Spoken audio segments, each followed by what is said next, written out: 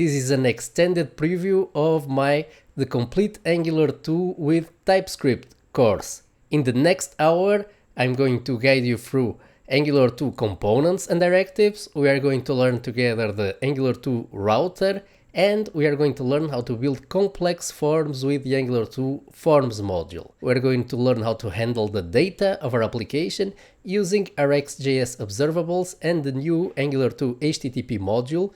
And without further ado, let's get started. Hello everybody, Vasco here from the Angular Academy. We're going to see how to pass input data to a component, and even if you're already aware of this, you might not know how to pass in a string, a simplified way to pass in a string property into a component. Coming right up. So we have here our search box component. Let's add it an input property. In this case, we want to configure what the placeholder text will say instead of search. So for that, we use the square brackets notation to pass in a property into the component. Now, we assign to the text property, we're going to assign a string. Notice the quotes around the string. Without this will not work. Now, we are going to declare the property in the component using the @input decorator. We annotate a property named text using the @input decorator, and it's all we need to pass in an input variable to the component.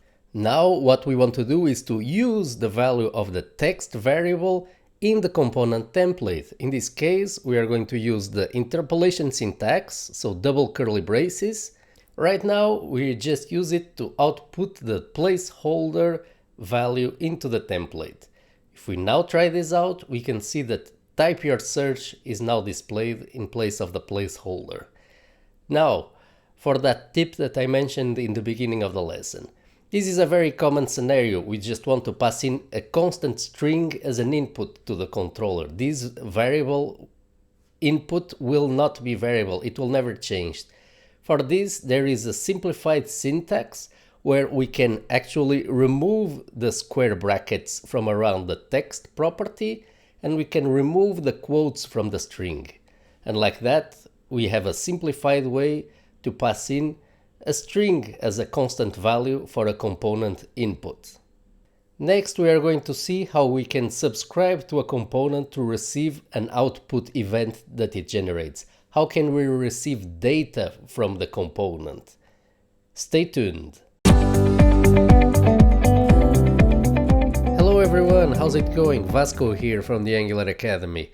In this lesson we are going to learn the template syntax for events. We are going to learn how components can output custom events. Coming right up. What we want to do here is to add a click handler to the clear button. So when the user types something in the search box and clicks clear, that value is erased. To do that, let's add a click handler using the parentheses syntax. So inside the parentheses, we can specify the event to which we want to respond. In this case, the click event.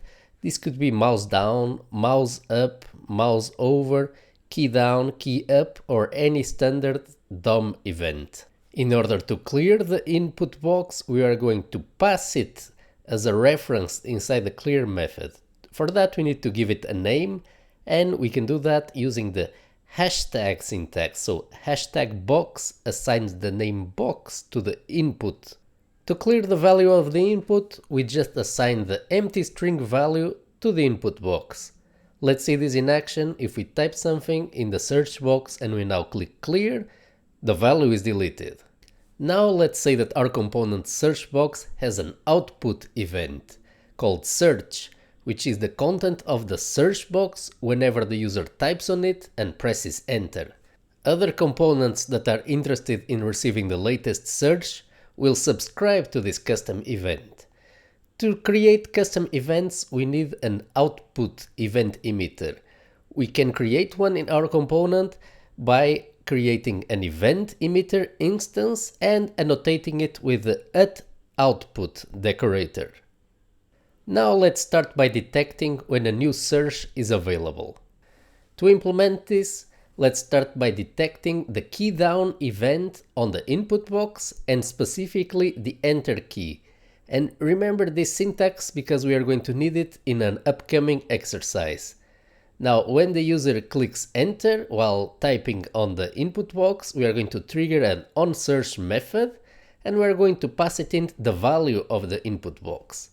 For the moment, let's just output it to an alert box to see this in action. If we now type something in the search box and press enter, then the alert box will be displayed. What we want to do now is, instead of showing an alert box, we want to generate an output event.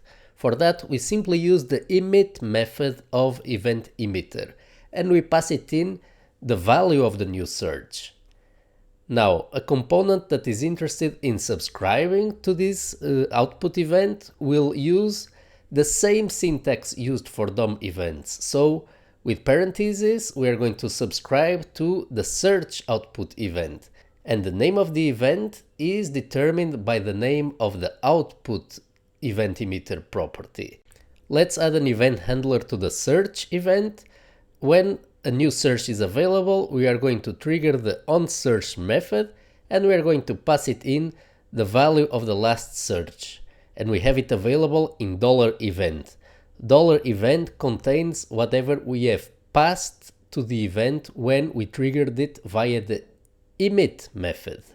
To see this in action, let's simply take the output of the custom search event and output it to an alert box. So the alert box will contain the value of the search when the user pressed enter. Now, this is the tip that we mentioned in the beginning of the lesson. Take a look at this syntax in TypeScript with backticks and strings. This is called a string literal, and we can output variables in the body of the string using the $curly brace syntax. If we now type on the search box and click enter, we can see that the output of the search box shows in the alert box as expected. We now know how to handle events in Angular 2 and how to create our own custom events. Next, we are going to see how we can organize our component templates, how can we add CSS styles to the components, and we are going to see a larger example with a more complex component tree. Everything coming right up. Hello, how's it going? It's Vasco from the Angular University, and in this lesson we are going to learn how to build our own custom Angular 2 directive. It's coming right up. So you might have noticed while coding in plain HTML that there are certain attributes that we add to elements that add or remove existing functionality to those elements, such as, for example, the required attribute that marks an input field as mandatory in a form. In this lesson we are going to learn how to build such a custom directive, again extending the standard functionality of plain HTML with our own custom functionality. This is what Angular allows us to do. The custom attribute directive that we are about to create is the collapse on click directive. Whenever we apply it to an element on the page, that element, once it's clicked, will disappear from the screen. So this is just an example, and the directive can be applied to any element on the page, including to Angular 2 components. A directive in Angular is simply a plain JavaScript class annotated with the @directive decorator. In there we're going to pass it a selector, and notice the square brackets. This means that the directive should be applied to any HTML element on the page that has a collapse on click attribute. It is a best practice in the case of attribute directives to always use attribute selectors instead of, for example, element selectors like we do so for the case of components. Please be sure to check the end of this section for the exercise where we're going to present an implementation of collapsible that uses more features. Right now we are simply going to define a CSS selector that says the following: any collapsible section inside a collapsed element should not be displayed on the screen, so display none. Be sure to check the section on ngIf. So this directive will work in the following way. We need to detect clicks on the element on which the directive is applied to, and that is known as its host element, the directive's host element.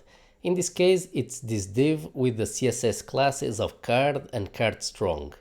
Next, what we want to do is, whenever that click occurs, we want to add or remove a collapsed class to the host element, and that will trigger the appearance or disappearance of the collapsible panel. Let's see how to do this. Let's first create a isCollapsed private variable in the collapseOnClicks directive, and what we're going to do is whenever a click event occurs in the host element, so we are going to use the @hostListener decorator to detect events in the host element. Whenever a click occurs, we are going to toggle the value of the private variable isCollapsed, which has a default initial value of false. What we want to do now is add the collapsed CSS class to the host element, depending on the value of the isCollapsed private variable. For that, we are going to use the host binding decorator. The host binding decorator allows us to write to properties of the host element. So in this case, what we want to do is we want to set the property class.collapsed in case that the property isCollapsed of the directive is set to true. So let's now see our first custom directive in action for the first time. If we now inspect the HTML, we can see that, for example, when we click on the "This page section is collapsible" text, whenever we click on it, the CSS class collapsed is either added or removed from the host element where the directive was applied. As we can see, directives have the potential of giving us more reusable functionality compared to components. Any functionality that we add in a directive, we can add potentially to any component. But directives are really not that different from components. Let's have a look why in the next section. Hello everybody, welcome, this is Vasco from the Angular University, and in this lesson we are going to learn that components are actually just simply directives. That's right, a component is nothing more than a directive. All the functionality that you learn about components so far, like being able to pass them inputs, receive outputs, all of that functionality is also applicable to directives. Let's have a look at this in action. For example, in our collapseOnClick directive, let's pass it in an input property collapsed. We can use this, for example, to initially set the collapsed state of an element. Directives, just like components, also support output events. For example, in this collapseOnClick directive, we can subscribe to, let's say, a collapsed event and trigger an onToggle method whenever the event occurs, just like in a component. In order to implement this, just like in the case of components, we simply use an event emitter inside the directive. So we're going to create a collapsed output event emitter, and whenever a click occurs, we're going to emit a new event. Notice that inside the output decorator, we have specified the name of the event in the directive API to which the user can subscribe to. In this case, the name of the event is collapsed and not collapsed output, which is the name of the event emitter. If we now try this out, we can see that everything is working as expected. So whenever we click the panel, we can see that the panel is being toggled, collapsed or expanded, and that logging statements are showing on the screen. We are going now to present a new feature of directives, which also applies to components, which is the ability of the directive to export itself into the template on which it's being used under the form of a name. So for example, the collapseOnClick directive, we would like to get a reference to it. We're going to assign it the collapsible template reference. This comes from inside the directive, as we will see in a moment. We can use this reference, collapsible, directly in our template in order, for example, to add a CSS class collapsed if the Boolean flag collapsed is set to true. We can set up the collapsible reference in our directive by using the export as property of the directive decorator. In this case, we're saying that export as collapsible. So export this directive under the template reference name collapsible. You can see why this would be useful. It's in situations where you have multiple directives applied to the same element, which could be an Angular 2 component or a plain HTML element, a standard browser element. This would allow us to have 3 or 4 directives applied to the same element, each one adding its own functionality, and we would still be able to directly access those directives and their public API in our template if we so wanted. And so here we have it, our first Angular 2 custom directive. Angular 2 also comes with a lot of directives out of the box. We are going to explore what is available to us in terms of standard directives in the following sections. Then we're going to do a more complex example to put everything that we have learned in practice together. And after that, we are going to do an exercise where we are going to improve this directive, the collapse on click directive. So stay tuned. Hello everyone, how's it going? It's Vasco from the Angular University. In this lesson we are going to set up the Angular 2 router, and we are going to avoid a couple of huge pitfalls from the beginning to give you an optimal Angular 2 router learning experience. We're going to set up routing debugging information from the beginning as well. It's coming right up. When setting up the router, the first thing that you want to define is your base path. You can do that using the HTML5 based HTML tag, and you should point it to the entry point of your application. So in this case, we are pointing to this particular folder. Most of the cases you will have a base of /, meaning it's the entry point of the server. When configuring the router, what we are doing is, depending on how the URL changes, certain sections of the page will display a certain content. We call those sections outlets. We are going to define here the primary outlet of the Angular 2 router. This means that in this section of the page, the content of this tag will be replaced by a certain component depending on the state of the URL. Which sections of the page correspond to which URLs? That's where the router configuration comes in. Let's set up our router configuration. So it's just an array of route objects, and each one must define a path. So in this case, we want a certain component to display when we navigate to home. And we are going to display the home component. In order to make the router work, we need to configure the Angular 2 dependency injection system with the routing injectables. So for that, we use provide router and we pass it in the router configuration that we just created. If we now try to access the root URL of our application, we're going to get an error, but this is normal because we only configure the path to home, not a path to the root folder. So we would think that if we add home to the URL and we hit refresh to reload the application, that this would work, but we get a different error. We get a 404 not found from the server. This is a very common situation for someone just starting with the router, and it's the main pitfall that we mentioned in the beginning of this lesson. How to fix this and what's going on exactly here. So what's going on is that when we modify the URL and we hit enter, we are actually triggering a full page reload from the server, so we are not modifying the URL using the history API. When we modify the URL manually and we hit enter, this is going to trigger a request to the server to load a file named home without an extension.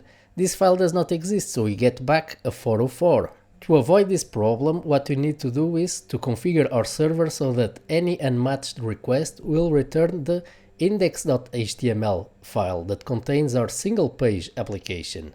So /home should returns us as the HTTP response the index.html file. Then Angular will bootstrap itself, the router will kick in, inspect the URL and take us to the home path. Let's apply this logic to our concrete case of our Node.js Express server. So we simply need to create an Express middleware that redirects us to the index.html file if the request was not matched by any of the previous routes that we configured.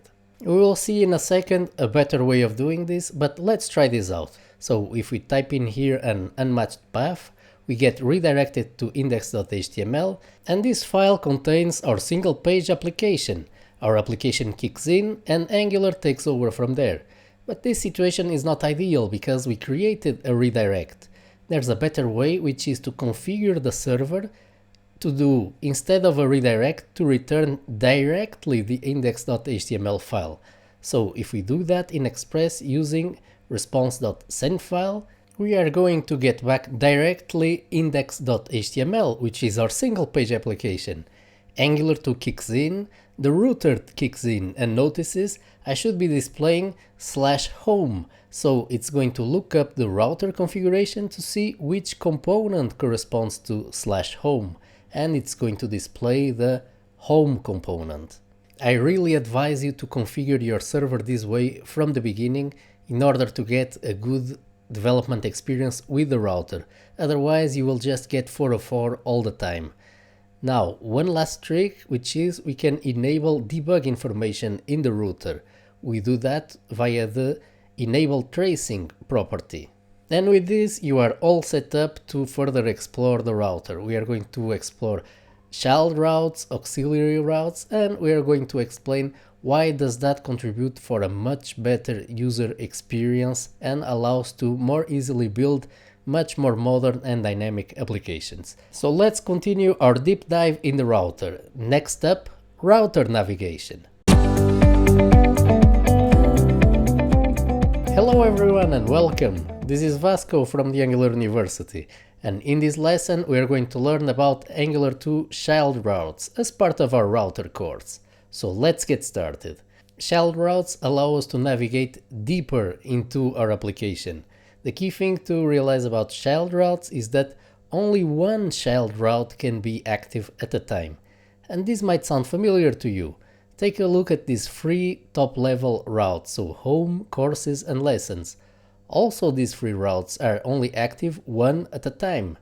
So we could also see our application as having one main entry route, let's say the empty path route, and that empty route has three child routes. Each can only be active once at a time, so this would be an alternative way of configuring our application. Let's try this new configuration. So as you can see, the application still works exactly as before. Let's now give a more common example of the use of a child route. Let's say, for example, the route courses. Typically we would want a child route of it to show the details of a given course. So in the URL we would type /courses/1 or 2, so we would type the ID of the course, something that uniquely identifies the course. Let's configure this. We can actually configure something similar to this scenario even without using child routes. So let's, for example, configure a route course. Notice that it's course and not courses. Course/:ID, and then we map it to course detail, to the course detail component. Let's try this out. If we now type /course/ and then a number, let's say that's the ID of a course, we can see that the course detail component is being displayed to the user. Another way of doing this configuration is via the use of child routes. So under the path courses, we typically have the root path where we have the list of courses, and then we have a child route with the detail of each course. Well, we only want either the summary route or the detail route to be active at each time, and never both. So this is the ideal scenario for using a child route. For this, let's make courses a componentless route. This means that the route is there for routing matching purposes, but the route itself does not instantiate a component. Now we are going to configure two child routes for the courses route. The empty path route, which corresponds to the courses component, the component that shows the list of courses, and the path with the ID of the course. This corresponds to the course detail. Again, only one of these two will be active at a given time. Let's try this out. If we reload the application and go to the path courses, we still have the courses list being loaded as expected. And now if we type manually in the URL courses / and then we give it an ID, we are going to be forwarded to the course detail route, like we expected. You might have noticed that this file is starting to contain a lot of routing configuration, so it's a best practice to split the routing configuration across multiple files. So let's create a new routing configuration file, courses router config, and we are going to copy it in the definition of all the routes that relate to courses. We are then going to import it in the main configuration file, and we are going to include it by using the array spread operator. We are getting deeper into routing, and this is only the beginning. So be sure to watch the following lessons for learning what is an auxiliary route. And we're going to do an exercise at the end of the course where we're going to build a complete dashboard. So stay tuned for the upcoming lessons. How's it going? It's Vasco from the Angular University, and in this lesson we're going to explain in detail auxiliary routes in the Angular 2 router. It's coming right up. So first of all, what is the use case for auxiliary routes? Let's give an example. For example, we go here to the courses screen. We would like, when the user clicks in an item in the courses list, we would like a playlist to be displayed here in the right hand side of the page. This playlist is a section of the page that might contain different content depending on where we navigate in the application. Now, we could definitely add the playlist as a component inside the courses component, right? That would be a solution, but imagine that this section of the page will always be filled in with a certain playlist no matter where you navigate in the application. So here in the courses screen, it's showing the playlist of lessons of a given course, but in the lessons route it might display something else. So the lessons route contains a list of the latest lessons. Well, the playlist might display in that case the list of the most frequently viewed lessons. In other words, we want this section of the page to behave like if it was a mini browser window with its own navigation URL separate from the main URL, so that when you go back and forth to a given route, we can match it to a different component. If you find yourself in this situation where you have multiple regions of the page that you want them to react differently to the URL, let's say dialog boxes for editing forms, or the left side menu that you want to adjust each time that you navigate, this is a good case for an auxiliary route. Okay, so then let's configure a route, an auxiliary route for the playlist. So we are going to use the playlist path, and when that path is routed to, we are going to associate it to the playlist component. Now we are going to mark this as an auxiliary route by filling in the outlet attribute. We're going to call this outlet playlist. Now, to which section of the page does this outlet correspond to? We're going to configure that by adding a second router outlet tag to the page with the name playlist. So the only difference between an auxiliary route and the standard primary route is that it must have a name. The default route does not have a name by definition, and it has its own separate outlet, which specifies the section on the page to which the routing is going to be applied. Well, you must be thinking, then how do we access this route using just the URL? Let's find out. So if we access this page, we are going to see that there is nothing in the playlist section because we have not routed to it. In our URL, we only specify that we want the primary route to display the home component, but we did not mention anything about the secondary route. And how could we do that? Because after all, there is only one URL in the browser window, right? How can we specify the second URL of the auxiliary route? Angular provides a special syntax for that. So here inside parentheses, we are going to say first which outlet we want to route to. We're going to say it's the playlist outlet. Now we add a colon, and after that we are going to add the URL of that outlet to which we want to route to. And it's as simple as that. If we try this out now, we can see that the playlist is being displayed as expected. Let's give another example. Let's say that when we are routing to the playlist path inside the playlist outlet, we want to display, let's say, completely different component, the courses component. Let's try this out. If we now navigate to playlist-path inside the playlist outlet, we're going to see again the courses component. So this shows that this outlet really has its own separate routing configuration, where there is a separate URL. One key thing to understand about auxiliary routes is that they are just plain routes, so they have all the properties of a standard primary route. You can define child routes, etc. You can nest them one inside the other. It's really like you have a different section of the page with a completely separate URL to which you can provide a completely different routing configuration. We are going to go deeper in this course in auxiliary routes. This is just the beginning. Actually, in the end of this course, we are going to use auxiliary routes extensively to build a dashboard with multiple auxiliary routes. Next up, we are going to see auxiliary route parameters. Hello everyone, how's it going? It's Vasco from the Angular University, and in this lesson we are going to learn about the problematic of introducing memory leaks while routing. It's coming right up. This code has a memory leak. Can you spot it? The memory leak has to do with the way on which routers work. So whenever you navigate from a master route, let's say, to a detail route, then the detail component gets instantiated. If you navigate to another detail component, then the same detail component is reused. We saw that before. Now, when you navigate back to the master route, then the detail component is destroyed.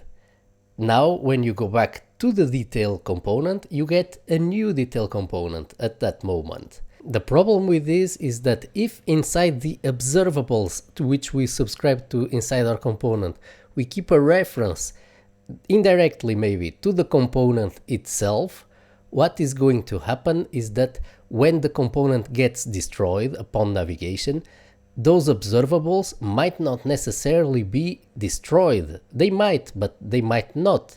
And if they are not destroyed, they have a list of observers which contain our function, which points to the component. So the component will not get garbage collected.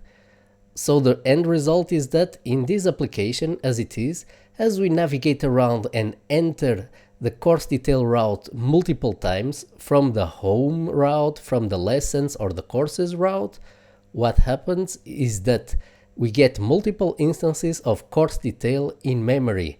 Each time we get more instances that do not get garbage collected, and that causes the memory leak. Let's see the memory leak in action. So what we're going to do is we're going to print to the screen the number of instances that are present in memory of the course detail component. So we are going to look inside the query params observer, and we're going to look into its list of observers. The observers are in this case the functions that are subscribed to this observable. So in this case, the only observer that we have here is this small function on which we are retrieving the value of the description.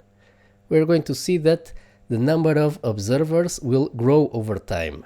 Let's have a look. We can see that as we click from detail back to the master view and back to the detail, the number of observers increases over time. And this is the memory leak. There are multiple instances of this component in memory. How can we fix this? The only way to fix this is to clean up these observers as the course detail component gets destroyed. To do this, we are going to tap into the ng-onDestroy lifecycle method that gets triggered whenever a component gets destroyed. For that, we are going to implement the onDestroy interface, and on ng-onDestroy, what we are going to do is we are going to clean up these observers that we subscribe to our observable query params, for example. What we're going to do is we are going to, at the moment of the subscription, we are going to keep a reference to the subscription, and we're going to store that in a component variable. Then on ng-on-destroy, we are going to use those subscriptions to cancel the subscription to these observables, therefore preventing the memory leak. It's very hard to tell which observables will be destroyed also upon navigation. The safest is to unsubscribe from them all. Let's see if this fixed the memory leak. So if we now navigate around the application back and forth from master to detail, we can see that the observer count is always the same, it's 1. This shows that the component is being garbage collected because there is no more references to the component because there aren't any observers that are pointing to the component. And there you have it, a huge pitfall avoided. You would only notice a problem in a large application, and after a while, as the user uses the application, the memory would get filled. This could be a problem that is very hard to troubleshoot. Now, next up we're going to talk about router guards, and we are going to learn what are auxiliary routes. It's coming right up. Hello everyone and welcome to our Angular 2 Forms course.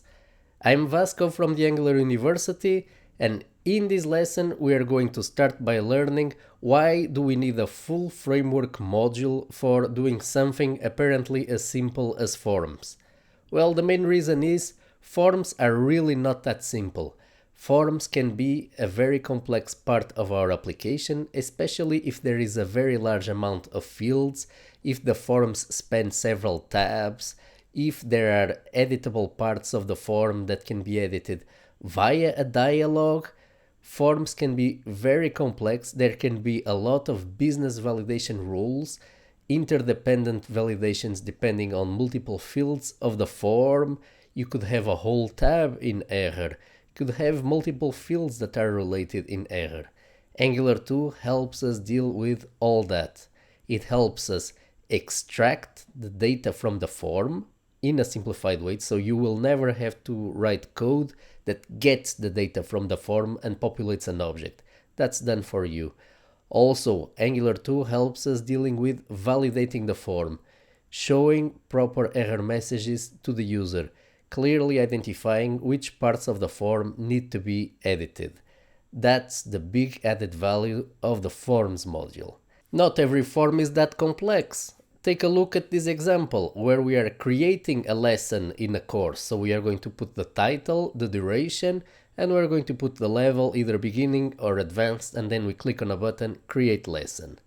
Now, what we want to do in this form is we want to extract the data that the user types in from the form. Let's start with that. That is called data binding. Let's configure this in a template-driven way. This is the closest that you can get in Angular 2 to the Angular 1 way, if you are familiar with Angular 1. If you are not familiar with Angular 1, don't worry, we are going to explain now data binding for this simple form. What we want to do here is we want to synchronize continuously the content of the form. We want to bind it to this lesson object. This lesson object is an instance of the lesson class, which has these properties. Take a look at the type annotations in the constructor. These are actually optional because we are specifying default values for each constructor parameter. So if we remove the type annotations, we still have type safety in this program. This TypeScript feature is known as type inference. Now, the forms module is optional. If we want to make use of it, we need to configure it in your application. We need to pass it to our bootstrap function. We need to call there the provide forms function from the Angular/forms import barrel. Now, what we want to do in this form before using ng model is we want to turn off certain HTML5 features that are on by default, because we don't want HTML5 to be handling the validation of the form. We want Angular to do it. For that, we simply use the noValidate property in the form. We also don't need autocomplete, so I'm just going to turn it off. Let's also output the value of the lesson object to the screen using the JSON pipe so that we can see bidirectional binding in action. Now let's configure the title field to be bidirectionally bound to the lesson title property. For that we're going to use ngModel and we're going to assign it lesson.title. This syntax here with the two parentheses is called the banana box syntax. If we try now this out and we start typing in the title lesson field, we're going to see that the lesson object is automatically kept in sync with the content of the input field with each key-up event. So this is the ngModel functionality in action. We don't need to code anything for doing data binding. It's done for us automatically. But that is only half the story of Angular 2 forms, data binding. Let's inspect the HTML. We have here several state classes: valid, or it could be invalid, touched, pristine. ngModel is also helping us validate this form, and we are going to see exactly how to do validation in the upcoming lessons. So stay tuned! Welcome, it's Vasco from the Angular University, and in this lesson we are going to start learning a completely different way of making Angular 2 forms, model-driven or reactive-driven forms. Why do we need two ways of doing forms? What's the difference? When to use each? Is coming right up. So first, let's take the same form that we did in the template-driven forms section. It's just a clean HTML form that you're looking at. We're going to write it in the model-driven way. The main difference towards template-driven forms is that in this case we are going to create the form and its controls programmatically, and then we're going to bind it to form elements, as opposed to using a set of directives to create implicitly behind the scenes the form and its controls for us. But enough about the theory, let's see this in practice. To create a model-driven form, the first thing that you have to do is to import the reactive form directives into your template. Otherwise this will not work. This is turned off by default. Actually, forms are turned off by default. You have to enable them with provide forms. Now let's create the form. Actually, let's use the form group directive to assign to this element an existing form, so we are not creating it in the template. I cannot stress this enough. So in this case, my form is the form associated to this HTML form. All the reactive form directives start with form, so we can see that they make a consistent group. Now, in our controller, let's define a variable myForm, which is of type form group. That represents the form. Now, let's start our program and let's see what happens here. We have not initialized the myForm variable, so we get an error. This is expected. Again, reactive form directives bind form elements to variables that we need to initialize ourselves programmatically. So in this case, we need to initialize myForm, and we're going to create a new form group instance. We're going to pass it in for the moment an empty configuration object. Let's try this out again. Now the error is fixed. We have created our first reactive form. Now let's add some controls to the form. Before we were doing that using ngModel. In this case we are going to use the form control name directive, and we are going to assign to each form control a name like the directive says. Now let's run this. What will happen? Try to guess. Of course, we get an error, because again this directive is only binding to an existing control that we need to create ourselves. So let's do that. Let's create 3 form controls, one for each input field: the title, the duration, and the description. We are going to create the form controls inside the configuration object that was passed on to the form itself. So each property of this object, each property name, is the name of the control, and the value is the control itself that we're going to create with new form control, and we're going to pass to each control its initial value. Let's try this out. So as you can see, the form controls have been initialized with the initial value and we have no errors on the console. So congratulations, you have created your first reactive form. Why is it called reactive? What's the point? What's the difference? We're going to start to understand that already in the next lesson, where we are going to go over validation in reactive forms. So stay tuned! Hello everyone and welcome, this is Vasco from the Angular University, and in this lesson we are going to start our journey exploring services and HTTP, the HTTP service of Angular 2, in detail. Now, you might have noticed that when you are using the Angular 2 HTTP module in the early examples that we presented to you, that whenever you need a result from the server, you need to subscribe to it. What is this subscribe method? We're going to learn observables in this first section of this course, and then we are going to use them to build service layers with HTTP. You noticed before that we were calling the server and that we were storing the state in a state variable in the service. This is actually not a good idea, at least not in this form. How should we build Angular 2 service layers then? The answer is simple, by using observables. Now, let's start at the beginning. What is an observable and what is a stream? In our applications, we have streams of values everywhere. Imagine when you drag your mouse around the application. So that series of values, of pairs of x and y coordinates, that's a good example of a stream. So a stream is just a series of values in time. Okay, that's simple enough, but then what is an observable? Well, let's start by saying what an observable is not. An observable is not a stream. Those are two different concepts that it's important to separate from the beginning. Now, instead of focusing on the perfect definition of observable, let's just build one and take a look at it and see what can we make of it. Let's build our first very simple observable and take it from there. For example, when we type in the add lesson input box, the stream of values of the input box in time, that's a good example of a stream.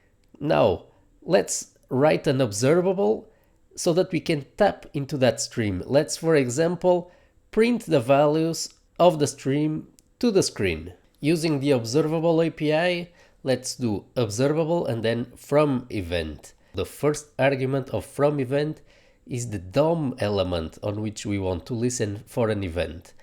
And the key up is the DOM event that we want to listen to. The output of from event is an observable. Let's assign it to a variable, in this case to the keys variable that ends with a dollar. This is a convention to identify variables that correspond to observables. If we try this out, we can see that this doesn't really do anything visible in the program. That's normal, we haven't even tried to print something to the screen. Let's do that using the do operator. So observables come with a lot of built-in operators. This is just one among many. It's used typically for debugging purposes, so it shouldn't be used for anything other than that because it produces a side effect. Let's see this in action. If we now type in the input box, we can see that nothing still happens. And this is critical to understand the difference between streams and observables. So the stream exists when we type in the box, there is a series of values in time for the keyup event. What happens here is that the observable is really just a definition, a declaration of what we want to do with the stream. And we need to activate it, we need to subscribe to the observable, otherwise nothing will happen. This is one of the main properties of observables. You need to subscribe to an observable. Other than that, the observable before subscription is simply just a definition of what we want to do with the stream. It's just a declaration. It's just a blueprint for a functional processing programming chain that binds an input of a stream to a consumer that is interested in values that are derived from that stream. So if we now type in the input box, we can see that the key that we just pressed is being outputted to the console. We can see here that the variable keys dollar is really just a declaration of what we want to do with the stream values. We can pass it around in our program, we can combine it with other such declarations, but this is not the stream itself. It's a way of handling the stream. It's a way of building programs based on the notion of stream. Remember, the notion of observable is essential for being able to use the Angular 2 HTTP module, as well as several other parts of the framework. Let's continue laying down the foundation for understanding observables in the next lesson.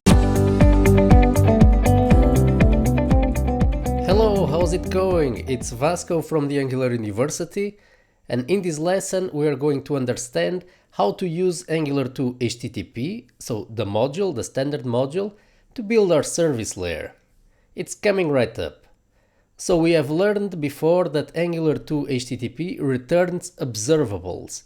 So how should we use it? Should we just inject HTTP everywhere and just call it directly? The answer is no, we should use HTTP inside our service layer, and our application, our components, should call the service layer and get back observables. The application doesn't know actually where the data comes from. It can come from a REST backend, it can come from Firebase. That is transparent for the application itself. It's the service that knows where the data comes from. So let's see this in action. Let's pass to a list of lessons, the lessons data coming from the backend.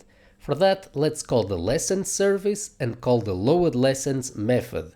This method will get us back an observable of lessons. So an observable whose values are arrays of lessons.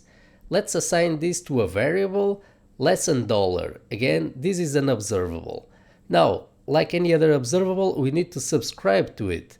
Let's do that, and let's assign the result of the value returned from the backend to a variable that we can pass in to our lessons list. The member variable lessons is of type array of lesson, and lesson is just a plain TypeScript class that we have defined. We can see it here. So in our success handler, we receive the next value of this stream, which is an array of lessons. We are simply going to assign it to our member variable lessons. We are now going to pass the lessons variable to our lessons list component, and this should print our lessons to the screen. But now, what does exactly the lesson service look like? Let's have a look. Let's now implement the load lessons method in our lessons service. So what we're going to see here is typical of how service layers are often implemented. This is just an option, there are other options. We're going to call HTTP, so HTTP stays inside the service layer and it's not used directly by the components. We call get lessons and we get back an observable. We map it into its data and we return it. This is very important. We return it from the service layer, and the consumer will get an observable to which it can subscribe. While returning observables from the service layer, it's a good idea to add a type annotation to specify what is the type of the data returned. In this case, it's an observable of lessons array. Now that we have added the type annotation in the return of our function in the service layer, the application code, so the component that called the service layer, no longer needs to use type annotations itself. The lesson observable variable will be immediately known by the TypeScript compiler as being an observable of lesson array. So this is type inference at work helping us build our program. If we try this out, we can see now that the lessons data is being retrieved from the server and injected into our lessons list as expected. Now, This concludes our introduction to observables and HTTP. The remainder of this course of services in detail is going to be about the several common use cases of using observables. For example, combining multiple HTTP requests, doing an HTTP request after another, but only if the first request is successful, retrying an operation, canceling an operation. This is what we're going to cover right in the next few lessons. We're going to conclude in the end with an exercise. So, stay tuned! Hello everyone and welcome! This is Vasco from the Angular University. And in this lesson we are going to learn how to more easily consume data coming from observables using the standard async pipe. We're going to see a way of building our programs that is closer to the functional reactive programming paradigm. So, stay tuned! We can see here that we are using a state variable in our component, lessons. This contains an array of lessons. So, this is okay, but imagine that we would prefer to build our program around the notion of streams and observables only. So in this case we are going to define our program in a way that our views, our components, simply react to the arrival of new data and display it on the screen. But they themselves don't contain directly any state. So the application does have state, it always has state. The state is, for example, at the DOM level. The state can be somewhere in your application. It doesn't have to be in your application code. State variables are actually a source of bugs, so mutability is a well-known source of bugs in applications in general. So the more state variables we can avoid, the better, as long as it's still practical to write our program and does not present a lot of cognitive overhead for the developer.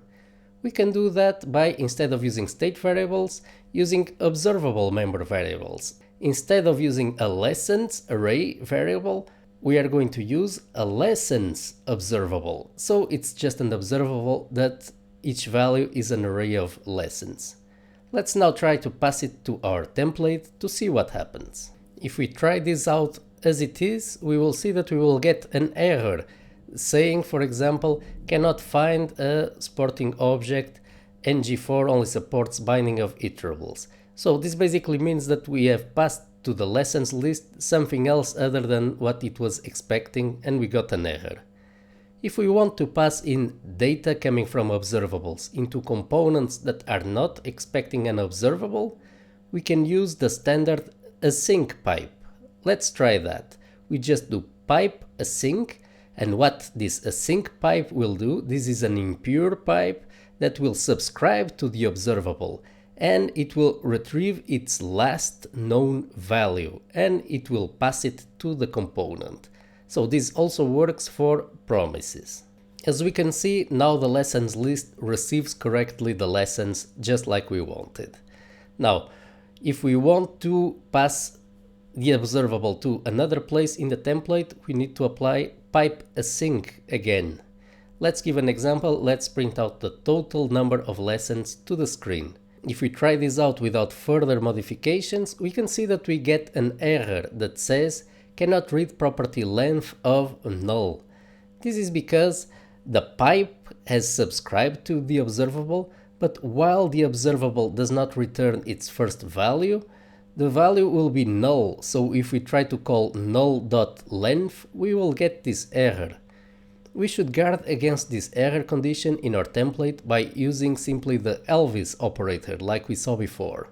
So using observable member variables is just a possibility that we have to build our program. It's not in any way mandatory. It's just an interesting possibility. One thing to avoid, at least in retrieval operations, is to call the service layer directly from the template. So for example, instead of using lessons pipe async, we would do lessons service dot load lessons pipe async. This is really something to avoid because the template is continuously being regenerated and its expressions are continuously being reevaluated. So you would have a series of network calls being made to the backend and you might not understand immediately why. Speaking of which, we are going to learn in the next lesson what is maybe the biggest pitfall that you can find while using Angular 2 HTTP. So it's coming right up. I hope you enjoyed the free sample of the course.